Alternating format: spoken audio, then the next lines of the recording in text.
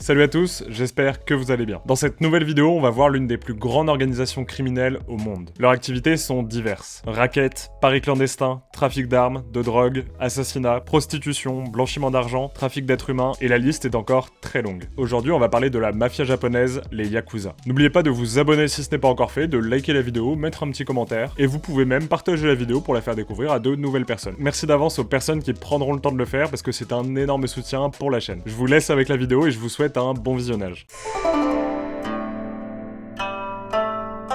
Malgré leur notoriété dans le monde moderne, l'origine des Yakuza est encore aujourd'hui très controversée, et personne ne sait vraiment d'où l'organisation est née. Mais il y a quand même 4 grandes théories sur leurs origines que je vais vous donner. La première théorie est que les Yakuza sont à l'origine des Bakuto. Les Bakuto étaient des joueurs qui se déplaçaient de ville en ville pour organiser des jeux d'argent dans les bars clandestins du Japon féodal. Mais entre le 17e et le 19e siècle, un mot est apparu. C'était un terme pour désigner le pire score que l'on puisse avoir au jeu de cartes japonais Ochoikabu. Dans ce jeu de cartes où les règles sont assez simples, chaque joueur reçoit 3 cartes et en fin de partie, les valeurs des cartes sont additionnées pour attribuer un score au joueur. Le but dans ce jeu est de s'approcher le plus possible du chiffre 9. En revanche, si en additionnant vos cartes vous obtenez le chiffre 20, alors vous avez la plus mauvaise pioche du jeu. Loser.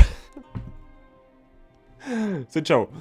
Et cette combinaison, elle s'obtient en ayant les cartes 8, 9 et 3. Et si vous vous demandez, mais Romain, quel est le rapport là pour l'instant? Eh bien, ne vous inquiétez pas, il y en a un. Parce que 8 en japonais se prononce ya, 9 se prononce ku, et vous l'aurez deviné, le 3 se prononce za. L'expression va alors être utilisée par les Bakuto pour désigner les choses inutiles ou les perdants. Et les Yakuza pourraient bien descendre de ces joueurs professionnels qui dominaient le marché des jeux de hasard, qui est encore aujourd'hui l'une des activités les plus lucratives de la mafia nippone. La deuxième théorie est que les Yakuza sont issus des tekiya, qui étaient des marchands ambulants vendant en apparence des produits à bas prix. Mais en réalité, ils étaient spécialisés dans les arnaques, et ils rackettaient les habitants et les voyageurs qui s'approchaient un peu trop près de leur stand. Et d'ailleurs, les tekiya avaient une hiérarchie très stricte, qui ressemble énormément à celle des Yakuza que le monde actuel connaît. Les deux différents groupes que je viens de vous citer étaient tous deux issus des milieux très pauvres du Japon où la délinquance règne. Certaines personnes estiment que les Yakuza sont issus de ces deux groupes, et qu'ils ont regroupé les activités des Bakuto et des tekiya. La troisième théorie que je vais vous donner, c'est celle des Kabukimono. On dit que ce sont les descendants des Ronin, les samouraïs exclus de la société. Les Kabukimono avaient un style vestimentaire et capillaire assez excentrique et donc reconnaissable très facilement par la population. Ils étaient d'ailleurs considérés comme des exclus de la société que personne ne voulait fréquenter. Toujours équipés d'un katana, ils s'amusaient à semer la terreur parmi les citoyens sans défense. Certains étaient même si cruels qu'ils avaient pour habitude de pratiquer le tsujigiri. Cela consistait tout simplement à tester l'efficacité d'une nouvelle lame sur un passant qui n'avait rien demandé. En gros, ils pouvaient tuer quelqu'un au hasard juste pour vérifier que leur lame était bien aiguisée. Les Kabukimono se présentaient comme les domestiques du shogun, et de ce fait, ils se protégeaient entre eux et formaient un véritable clan. Il est fort probable que les Yakuza soient issus des Kabukimono, mais eux-mêmes disent que leur origine est tout autre. Et oui, du coup, ça nous emmène sur la quatrième et dernière théorie sur l'origine des Yakuza. Eux-mêmes se considèrent comme les descendants des Mashiyoko, qui se traduit par les serviteurs de la ville. Selon les Yakuza, ils sont contre les Kabukimono, qui n'étaient que des ronins sanguinaires qui tuaient d'honnêtes gens. En revendiquant cette appartenance aux Mashiyoko, les Yakuza se considèrent donc comme les défenseurs des opprimés, mais aussi comme les protecteurs du peuple. Sauf qu'encore une fois, avec cette théorie, il est difficile d'établir un lien direct avec les Yakuza. Et d'ailleurs, j'ai une question pour vous, selon vous, laquelle théorie est la plus crédible des 4? Je vous laisse y répondre directement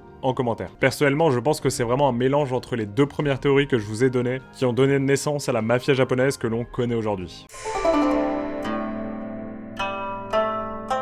Il faut savoir que les Yakuza fonctionnent d'une manière bien particulière. Ils ont une organisation interne qui ressemble énormément à celle de la mafia italienne. Le clan est organisé comme une famille bien que les membres ne soient pas liés par le sang. Et d'ailleurs, je vous mets une image de l'organisation typique d'un clan Yakuza. Le chef du clan appelé Oyabun est le chef de famille. Lorsque le chef décède, ce titre est transmis à la personne en qui il avait le plus confiance. Le Oyabun est entouré de divers conseillers pour lui permettre de gérer au mieux son organisation. Et il faut aussi savoir que chaque membre de cette famille doit accepter le titre de Kobun, qui se traduit en français par enfant protégé. Ils doivent promettre la fidélité et l'obéissance à leur patron, qui leur fournira en retour des conseils pour qu'ils puissent se développer, ainsi que la protection. Les Yakuza sont d'ailleurs régis par un code d'honneur qui comprend 9 règles. Tu n'offenseras pas les bons citoyens, tu ne prendras pas la femme du voisin, tu ne voleras pas l'organisation, tu ne te drogueras pas, tu devras obéissance et respect à ton supérieur, tu accepteras de mourir pour le chef ou de faire de la prison pour lui, tu ne devras parler du groupe à quiconque, en prison tu ne diras rien, et pour la dernière règle, il n'est pas permis de tuer quelqu'un ne faisant pas partie partie des Yakuza. Bon par contre la 9ème règle est très peu appliquée, et aujourd'hui peu de clans suivent encore cette éthique, mais on reviendra sur ça un petit peu plus tard. En plus de cette ligne de conduite, les Yakuza sont aussi attachés à certains rituels, notamment la cérémonie d'intronisation d'un nouveau membre. Chaque aspirant va d'abord suivre une sorte d'apprentissage durant 6 mois, et s'il s'est montré digne, il est accepté par la famille. La cérémonie se passe dans une salle traditionnelle, où tous les participants sont vêtus d'un kimono et placés suivant leur position dans le clan. L'Oyabun et le futur membre sont agenouillés l'un à côté de l'autre, et ils vont partager des coupes de saké. Le nouveau Kobun scelle de cette manière son appartenance à la famille et à son chef de clan. Il va aussi garder sa coupe dans laquelle il a bu le saké pour symboliser sa fidélité. Et si jamais un Yakuza rend cette coupe à son chef, il rompt immédiatement les liens avec sa famille. Par la suite, le nouvel arrivant devient un Yakuza à part entière. Son travail dépendra évidemment de la spécialisation de sa famille, et une partie de ce qu'il gagne sera reversée à son supérieur. Mais au début, pendant quelques temps, les nouveaux arrivants sont exemptés de cette pratique pour leur permettre de bien se développer. En revanche, si par la suite ils ont des difficultés à payer, la solidarité de la famille interviendra et un autre membre payera à sa place. Mais si cette situation est récurrente, le membre sera rétrogradé à un échelon inférieur, voire même exclu de la famille. En revanche, si le membre rapporte beaucoup d'argent, il pourra gravir les échelons. Il y a aussi une chose à ne pas oublier dans cette famille, c'est qu'il ne faut pas commettre de faute car il existe aussi des cérémonies pour ça. Si un Yakuza enfreint le code d'honneur, il doit se faire pardonner avec ce qu'on appelle le Yobitsume. Cette cérémonie consiste à se couper le petit doigt et à l'offrir à son chef de clan. Si le Yakuza renouvelle sa faute, il devra alors recommencer la cérémonie avec d'autres doigts. Cette punition n'est pas rare dans la mafia nippone, et peu de membres finissent leur vie avec tous leurs doigts. Une étude de la police japonaise de 1993 avait montré que 45% des Yakuza avaient une phalange coupée et 15% en avaient plusieurs. De nos jours, cette pratique se fait de plus en plus rare par souci de discrétion face aux autorités japonaises. Les Yakuza ont aussi récupéré une tradition datant des samouraïs, celle du seppuku ou harakiri. En cas de faute extrême, les Yakuza procèdent à ce rituel où ils se donnent la mort en se poignardant le ventre. Mais il y a aussi un autre rituel qui est ancré dans la peau des Yakuza. Vous l'aurez compris avec le petit jeu de mots, il s'agit du tatouage. Les tatouages sont encore pour beaucoup faits de manière traditionnelle. Une manière très douloureuse, faite avec une aiguille fixée sur un manche en bambou. Ce procédé rend le tatouage beaucoup plus long et montre à quel point les Yakuza peuvent supporter la douleur. Ces tatouages peuvent demander des mois, voire même des années de travail. Plus de 68% des Yakuza seraient tatoués et chaque clan possède un tatouage bien distinctif. Voire même l'emblème du clan sur la poitrine pour les membres les plus dévoués. C'est une preuve de courage et de fidélité envers leur clan car le tatouage est irréversible. Et d'ailleurs, dans certains clans, les motifs peuvent être choisis par les chefs de famille pour leurs nouveaux membres. Et la plupart du temps, les tatouages sont à l'opposé du caractère de la personne. Par exemple, une geisha sera tatouée à une personne de nature agressive, tandis qu'un dragon va plus correspondre à une personne calme. Bon, depuis tout à l'heure, je vous parle du fonctionnement des Yakuza et de leurs pratiques, mais je ne vous ai pas encore parlé de leur histoire.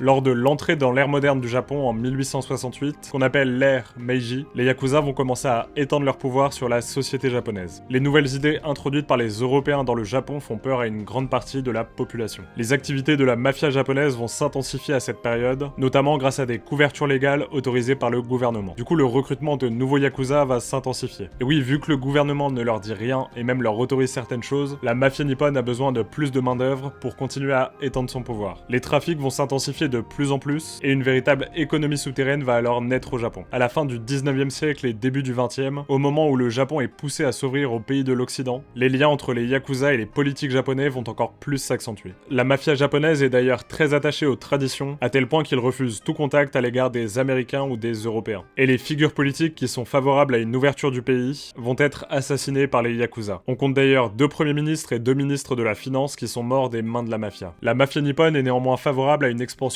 coloniale du Japon, et c'est pourquoi ils seront complices avec le ministère de la Guerre. Ils organiseront ainsi l'assassinat de la reine Min de Corée le 8 octobre 1895, ce qui préparera l'intervention de l'armée japonaise dans ce pays. La colonisation de la Corée par le Japon commencera en 1905 et durera 35 ans jusqu'à la fin de la Seconde Guerre mondiale. En 1930, les Yakuza bénéficient d'une très grande liberté, et ce grâce à leur rapprochement avec le pouvoir japonais de l'époque. Ils en profiteront même lors de l'invasion Mandchourie en Chine en 1931. La mafia japonaise était présente durant l'occupation et elle s'occupait d'organiser le trafic de matériaux précieux. Grâce à ça, certains chefs de clan vont accumuler des fortunes colossales. Ces parrains joueront d'ailleurs un rôle très important dans le Japon d'après-guerre. Les plus connus et les plus influents d'entre eux étaient Yoshio Kodama et Ryoshi Sasakawa.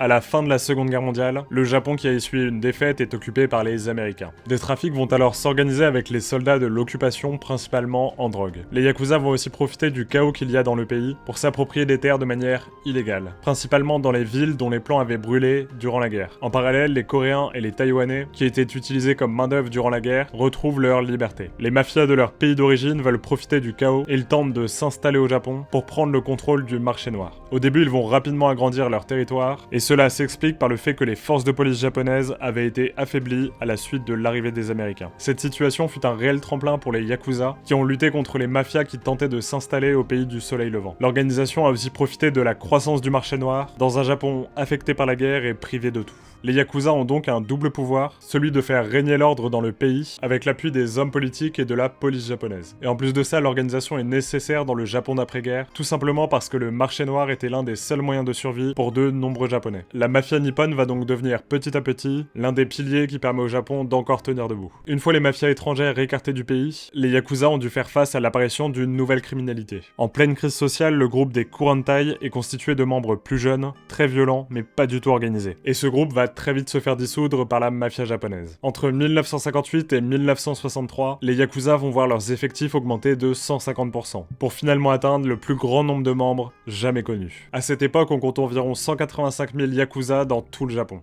Et à ce moment, l'organisation va compter plus de membres que l'armée japonaise elle-même. Évidemment, des clans se sont formés et des guerres de territoire ont éclaté. Yoshio Kodama, l'un des véritables parrains de l'organisation, est au même moment libéré par les Américains pour préserver le Japon du communisme de Mao Zedong. Kodama va réussir par la même occasion à ramener la paix entre les différents clans. Il va créer une véritable alliance parmi les Yakuza qui sera de mèche avec le gouvernement japonais. De nombreux dirigeants politiques et de chefs d'entreprise vont collaborer avec la mafia japonaise pour enrayer les grèves ou les manifestations qui voulaient promouvoir le communisme. Dans les années 1980, les plus grandes familles Yakuza contrôlent des parties entières de l'économie japonaise. Selon une enquête de la police japonaise réalisée en 1989, le chiffre d'affaires de certaines familles pouvait s'élever à 1300 milliards de yens par an, soit environ 10 milliards d'euros actuellement. Cette situation où la mafia nippone est à la tête du Japon va durer jusqu'au début des années 1990. Mais à cette période, une loi va venir changer de manière drastique l'avenir des Yakuza.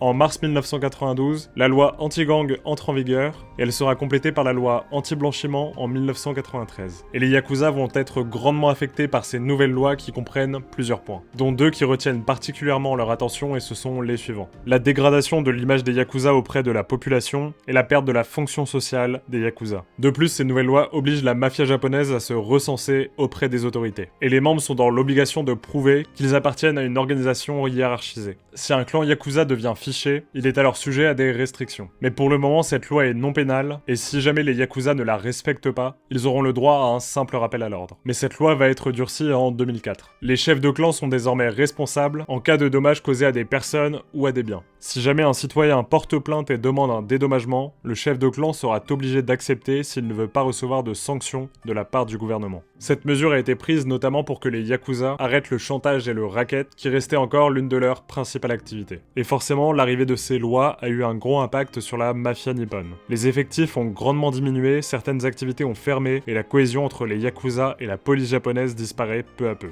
Dites-vous que les effectifs étaient estimés à 85 000 membres en 2005, soit 100 000 de moins que 40 ans en arrière. Certains étaient déjà en train de se dire que c'était un véritable déclin pour la mafia japonaise. Mais en réalité, pas tant que ça, vu que les Yakuza ont mis en place une politique de sélection stricte de leurs effectifs, ce qui a entraîné une plus grande cohésion des membres restants. Et d'ailleurs, les activités des Yakuza se sont aussi adaptées. Les clans étaient obligés d'avoir une façade légale en plus de leurs activités illégales. Mais ces activités illégales se sont aussi adaptées à cause d'un déclin des activités traditionnelles. Et pour finir, l'équilibre qu'il y avait anciennement avec la police s'est rompu. L'accord tacite qui existait entre les deux parties n'existe plus. Parce que oui, il faut quand même savoir qu'anciennement, si un Yakuza commettait un crime, il pouvait aller se livrer à la police, et des négociations étaient faites entre les deux parties pour décider de la peine. En 2010, de nouvelles mesures vont encore durcir la relation entre le gouvernement et la mafia japonaise. Déjà, il faut savoir que les relations entre la population civile et les Yakuza deviennent illégales. Les sociétés qui ont financé ou qui ont eu recours à la mafia japonaise sont sujettes à une forte amende et une confiscation de leurs biens. De plus, les banques contrôlent beaucoup plus fermement l'origine des fonds, et en particulier celle de leurs clients Yakuza. Problème étant, c'est que ces mesures ont complètement désorganisé les Yakuza, qui ont vu leur nombre de membres chuter drastiquement. Mais la police japonaise l'a elle-même dit, les Yakuza avaient un code d'honneur strict, et ces nouvelles mesures font apparaître de nouveaux groupes criminels désorganisés qui ne respectent aucune loi et qui n'ont aucun code d'honneur. Leur seul objectif est d'accumuler de grandes richesses et de réussir dans les affaires. Et peu importe la manière de le faire, quitte à dénoncer les patrons Yakuza, chose qui a été totalement impensable quelques années en arrière. Aujourd'hui, les Yakuza comptent environ 30 000 membres, avec encore 3 grandes familles qui comptent plusieurs milliers de membres. Ce sont les Yamaguchi-gumi, les Sumiyoshi-kai et les Inagawa-kai. Ces années de tolérance de la part du gouvernement japonais à l'égard des Yakuza les a certainement à tout jamais ancrés dans la société nippone. Même si aujourd'hui leur nombre est bien réduit, les Yakuza continuent de diriger une économie souterraine importante au Japon. Mais on peut se le dire, ça n'a plus du tout la même envergure que le siècle dernier. J'espère que la vidéo vous a plu, si c'est le cas n'oubliez pas de vous abonner, de laisser un like, un petit commentaire, et pourquoi pas partager la vidéo à Oussama Hamar.